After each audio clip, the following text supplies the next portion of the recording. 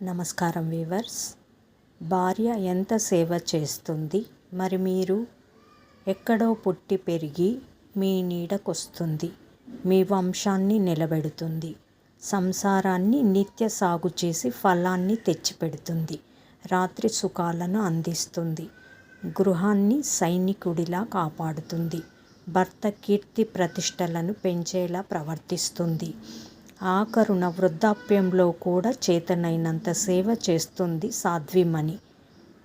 భార్య నుంచి అన్నీ పొందాడు కాబట్టి పరమశివుడు మొదటి భార్యకు అర్ధ శరీరాన్ని, రెండవ భార్యకు శిరస్సునందు స్థానాన్ని, అలాగే శ్రీ మహావిష్ణువు లక్ష్మీదేవిని వక్షస్థలమునందు, బ్రహ్మ చదువుల తల్లి సరస్వతికి ముఖమునందు స్థానమేర్పరిచి తమ ప్రేమను చాటుకున్నారు.